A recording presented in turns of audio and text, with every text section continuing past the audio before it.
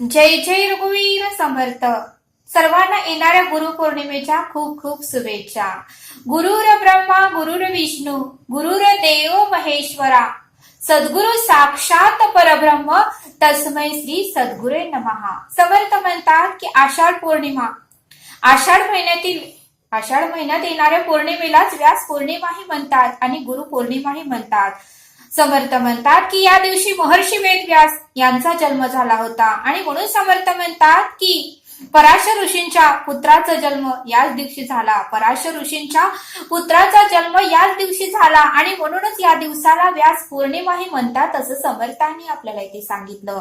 आणि म्हणून समर्थ म्हणतात की या दिवशी गुरूंची पूजा केली जाते, गुरूंच्या चरणाची या दिवशी पूजा केली जाते, गुरूंची या दिवशी सेवा केली जाते असं समर्थांनी आपल्याला इथे सांगितलं.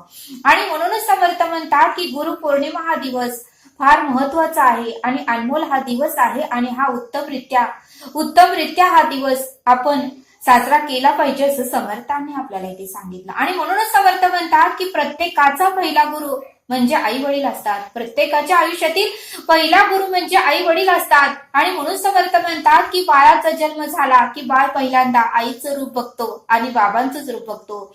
आणि म्हणून समर्थ म्हणतात की प्रत्येकाचा पहिला गुरु म्हणजे आई वडीलच असतात असं समर्थांनी आपल्याला इथे सांगितलं. आणि समर्थ म्हणतात की दुसरा गुरु म्हणजे वर्ग शिक्षक, जे आपल्याला ज्ञान देतात, अभ्यास शिकवतात.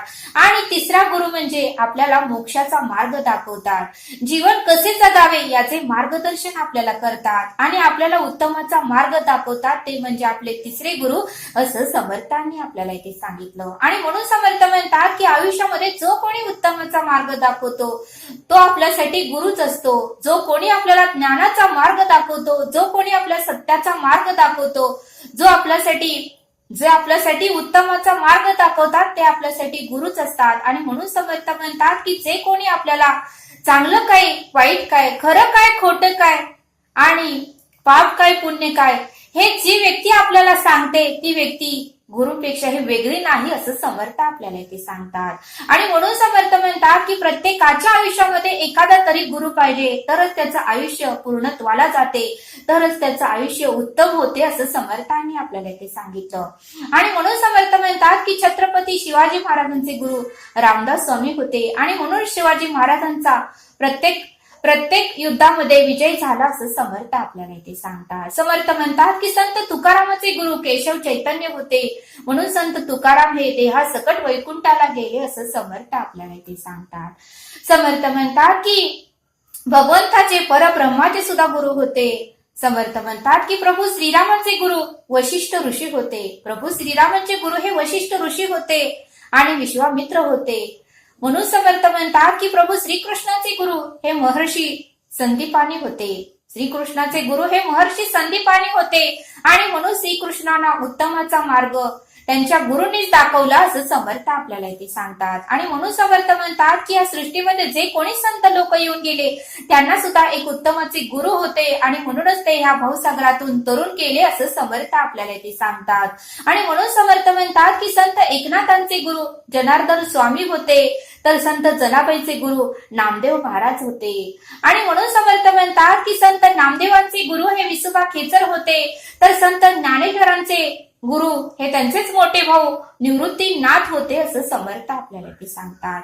आणि म्हणून समर्थ म्हणतात की या सृष्टीवर, या मृत्यूभूमीवर जे कोणी येऊन गेले त्यास प्रत्येकाचे गुरु होते. म्हणून समर्थ म्हणतात की आपल्यालाही एखादा तरी गुरु पाहिजे, गुरुशिवाय आयुष्य पूर्णत्वाला जात नाही असं समर्थ आपल्याला ते सांगतात.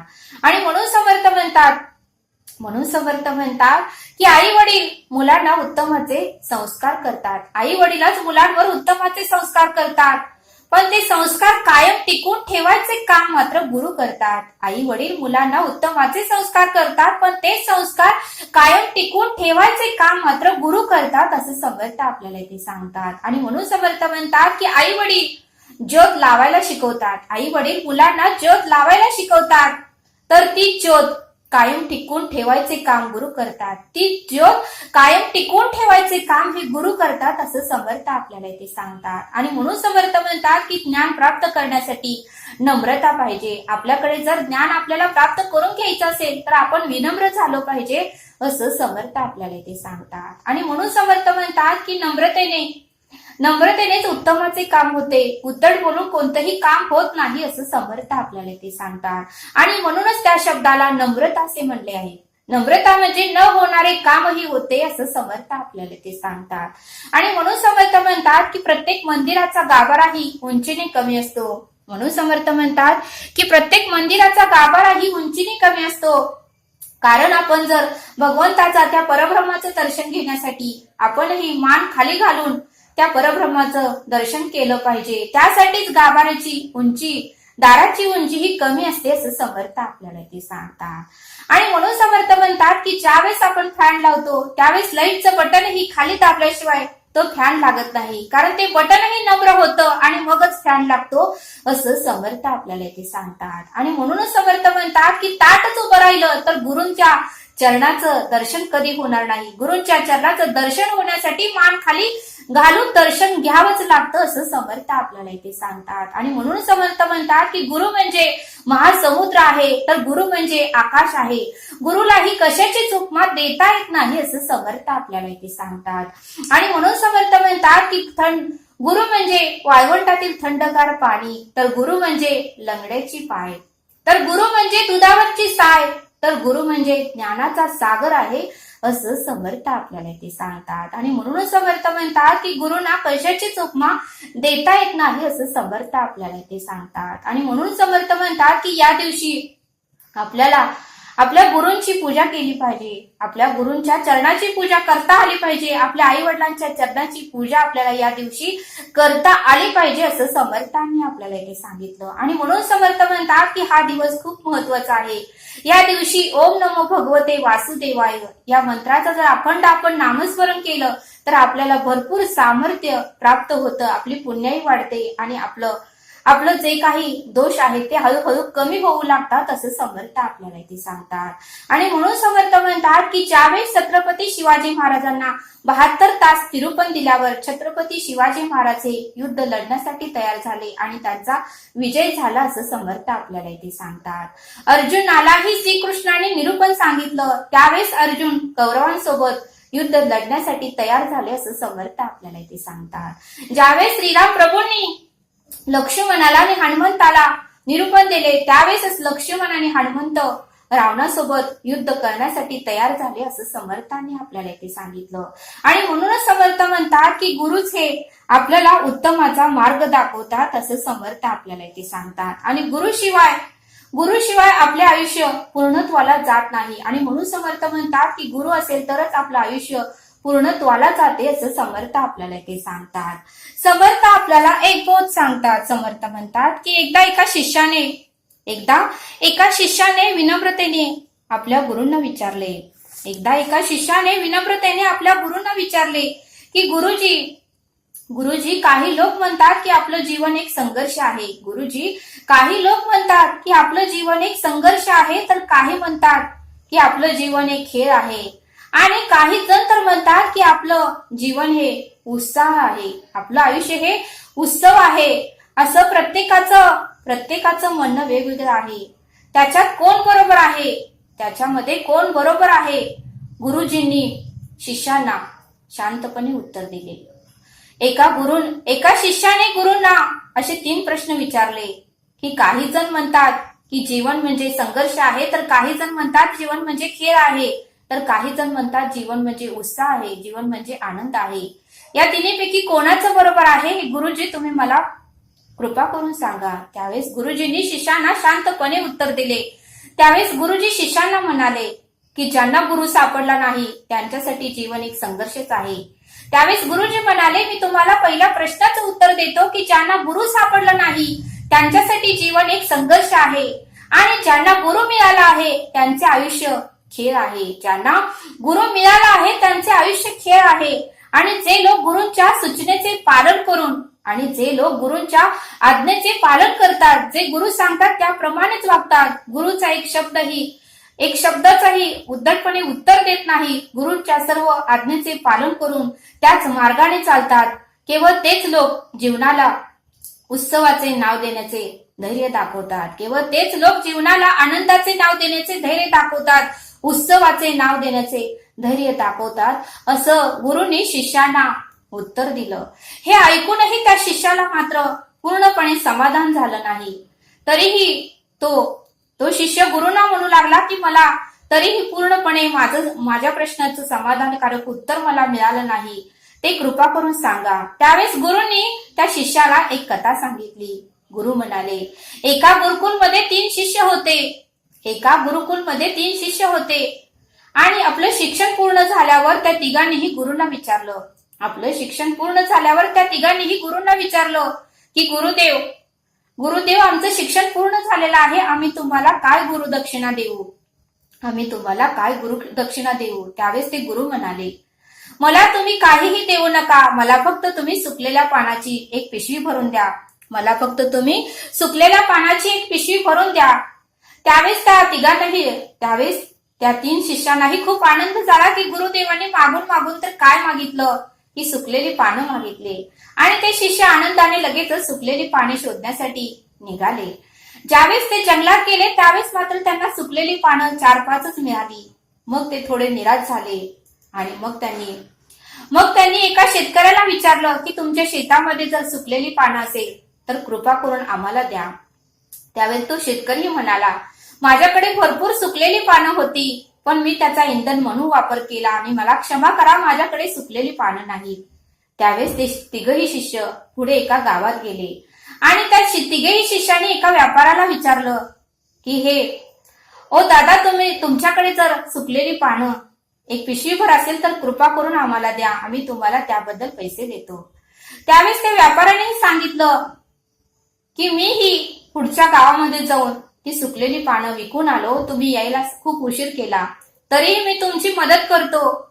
अजून थोडं पुढे गेल्यानंतर एक आजींचं घर आहे, एक म्हाताऱ्या आजीचा मी तुम्हाला पत्ता देतो, तुम्ही तेथे जावा. त्या आजीकडे भरपूर सुकलेली पानं असतात आणि ती तुम्हाला नक्की देईल. त्यावेळेस त्या शिष्यांना खूप आनंद झाला आणि ते 3 शिष्य त्या आजींच्या घराचा पत्ता शोधत त्या आजीकडे गेले आणि आजीला त्यांनी सुकलेली पानं विचारली.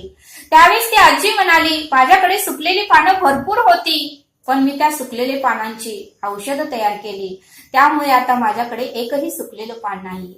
त्यावेळेस मात्र ते 3 शिष्य निराश होऊन गुरूंकडे आले. त्यावेळेस मात्र त्या 3 शिष्यांना एक पिशवीभर सुकलेली पानं मिळालीच नाही आणि ते तिघेही निराश होऊन गुरूंकडे आले आणि गुरूंना म्हणाले की आम्ही तुम्हाला गुरुदक्षिणा देऊ शकत नाही. आणि त्या तिघांनीही मान खाली घातली आणि त्यावेळेस मात्र गुरुदेवांना म्हणाले की आम्ही तुम्हाला सुकलेली पानं पिशवी भरून नाही देऊ शकलो, आम्हाला क्षमा करा. त्यावेळेस गुरुदेव म्हणाले की सुकलेल्या पानाचा लोकांनी भरपूर वापर केला. त्यावेळेस गुरुदेव शिष्यांना म्हणाले की या सुकलेल्या पानाचा लोकांनी भरपूर वापर केला आणि शिष्यही म्हणाले, हो आम्ही भरपूर फिरलो पण कोठेही आम्हाला सुकलेली पानं मिळाली नाहीत. त्यावेळेस गुरुदेव म्हणाले की तुम्ही निराश होऊ नका, तुम्ही सतत आनंदी राहा, हीच माझ्यासाठी गुरुदक्षिणा आहे. तुम्ही सतत आनंदी राहा, कधीही उदास राहू नका, कुठलीही परिस्थिती येऊ द्या, तुम्ही सतत आनंदी राहा, हीच माझ्यासाठी गुरुदक्षिणा आहे. त्यावेळेस त्या शिष्यांना खूप आनंद झाला आणि त्यावेळेस गुरुदेव म्हणाले की सुकलेली पाने ही कधीच वाया जात नाही. त्यावेळेस गुरुदेव त्या 3 शिष्यांना म्हणाले की सुकलेली पाने ही कधीच वाया जात नाही, त्यांचाही बरेच उपयोग आहेत.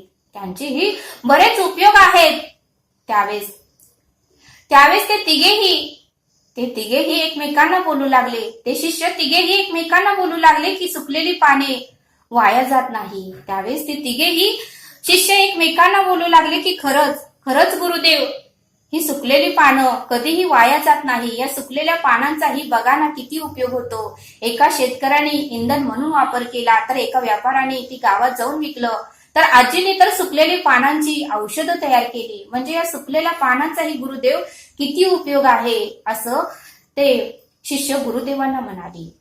त्यावेळेस गुरुदेव म्हणाले की वस्तू आपण कोणत्याही व्यक्तीला, त्यावेळेस गुरुदेव म्हणाले की वस्तू असू द्या किंवा व्यक्ती असू द्या. त्यावेळेस गुरुदेव म्हणाले की वस्तू असू द्या किंवा व्यक्ती असू द्या, कोणालाही तुच्छ लेखू नका, कोणालाही कमी मानू नका. मुंगीपासून ते हत्तीपर्यंत आणि सुईपासून ते तलवारीपर्यंत, मुंगीपासून ते हत्तीपर्यंत आणि सुईपासून ते तलवारीपर्यंत या सर्वांचे स्वतःचे असे वेगळे अस्तित्व आहे. या सर्वांचे स्वतःचे असे वेगळे अस्तित्व आहे. आणि गुरुदेव म्हणाले म्हणून तुम्ही कोणत्याही व्यक्तीला, लहान असो मोठी असो, कोणालाही कमी लेखू नका. प्रत्येकाचा या सृष्टीवर काही ना काही उपयोग आहे. प्रत्येकाला कोणता तरी उत्तमाचा गुण देऊन भगवंताने, त्या परब्रह्माने, त्या ईश्वराने या सृष्टीवर जन्माला घातलेला आहे. त्यामध्ये कोणाचाही तुम्ही अपमान करू नका, कोणाचाही तुच्छ लेखू नका, कोणाचाही मत्सर करू नका आणि कोणाचाही तिरस्कार करू नका, असं गुरुदेवांनी शिष्यांना समजावून सांगितलं. त्यावेळेस सर्व शिष्यांना आनंद झाला आणि सर्व शिष्य म्हणाले की गुरुदेव, खरंच आम्हाला खूप आनंद झाला. तुम्ही उत्तमाचं आम्हाला मार्गदर्शन केलं, उत्तमाचं आम्हाला समजावून सांगितलं. आणि त्यावेळेस गुरुदेव म्हणाले की जो कोणी आपलं आयुष्य दुःखाने जगतो आणि नेहमी टेन्शन घेतो आणि नेहमी विचारात असतो, त्याच्यासाठी आयुष्य म्हणजे संघर्षच आहे. आणि जो कोणी आपलं आयुष्य फक्त एक जगायचं म्हणून जगतो, त्याच्यासाठी त्याचं आयुष्य एक खेळ आहे. आणि जो कोणी आपलं आयुष्य एक क्षणभंगूर आहे, कधीही आपला मृत्यू येतोय, म्हणून ती व्यक्ती आपलं आयुष्य हे उत्साहाने जगते, आनंदाने जगते, तीच खरी व्यक्ती उत्तमाची असते, असं गुरुदेवांनी त्या तिन्ही प्रश्नाचं उत्तर त्या 3 शिष्यांना दिलं. त्यावेळेस त्या सर्व 3 शिष्यांनाही खूप आनंद झाला आणि त्या 3 शिष्यांनी गुरुदेवांना साक्षात दंडवत घातला, गुरुदेवांच्या चरणाची पूजा केली आणि ते तिघही आपल्या घरी निघून गेले. बघा म्हणले समर्थ, म्हणजे गुरुच आपल्याला उत्तमाचा मार्ग दाखवतो आणि गुरुशिवाय आपलं आयुष्य हे पूर्ण होत नाही. त्यासाठी प्रत्येकाला आयुष्यामध्ये एखादा तरी गुरु पाहिजे, असं समर्थांनी आपल्याला इथे समजावून सांगितलं. तरी सर्वांना गुरुपौर्णिमेच्या आणि व्यास पौर्णिमेच्या खूप खूप शुभेच्छा. तरी आता आपण येथेच थांबूया. धन्यवाद. जय सद्गुरु.